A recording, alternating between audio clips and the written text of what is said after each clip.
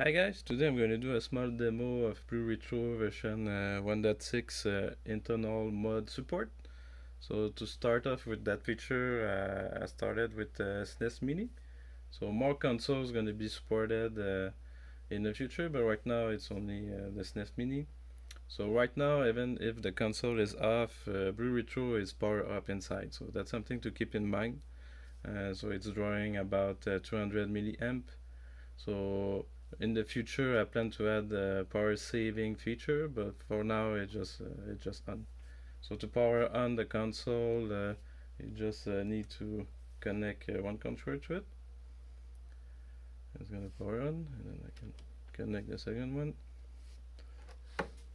and then I just start the game quickly. So right now nothing special, it's pretty much what you expect. You have the first wireless controller is player 1 and the second one is player 2. So one of the big feature of BlueRetro internal mod support is that you can now use your wired controller even if you have the BlueRetro installed in the console. So you just need to connect the controller.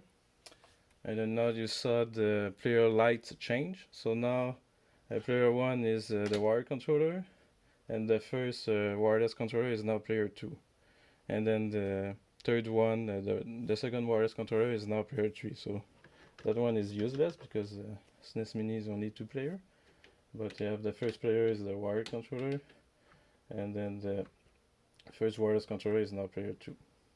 And then if you remove the connection, the controller are going to switch back to their original assignment. So now the first wireless is back to player 1, and the second wireless is player 2.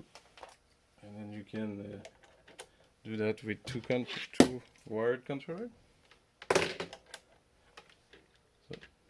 So now you have only the wired controller that does something useful. So the wireless controller, the first one now is player 3, so it's useless, and the second one is player 4. And you can remove the first wired controller. So now the first wireless controller is now player 1, and then the second wire is still the second player. And then you remove everything, and it's back the way it was originally. So another big feature that version 1.6 adds is macro support. So now all the macro, they all start with L and R hold and start, and then you press another button to do the macro. So one useful macro is to reset the system. So that one is LR start and the left face button. So it's gonna return to the menu.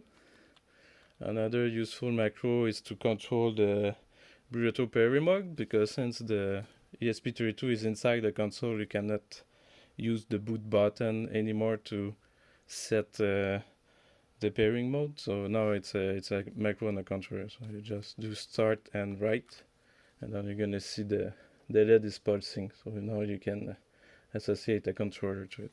And if you want to toggle it, to put it off, you just do the same macro again. And now the LED is solid. Another macro is to do a factory reset. I'm not gonna do it right now, but if you do LR start and the up face button and the D-pad up at the same time, it's gonna factory reset the system. And then last macro available is LR start up face button and down D-pad button. That's gonna put BlueRetro in a deep sleep mode. So it's as if the ESP32 was not there. So, and to have the ESP boot up again, you need to remove the power cable from the console to do a complete power cycle. And then finally, one of the most important one is to power off the system. So even if the controller connecting a controller will turn on the system, but just in case you lose battery or something like that, disconnecting a controller will not turn off the system. So to turn it off, you have to explicitly do the macro, that is LR start and the bottom face button. And now the system is turned on. but BlueRetro is still running in the background. So that's about it for the BlueRetro internal mode demo. So thanks for watching. Bye bye.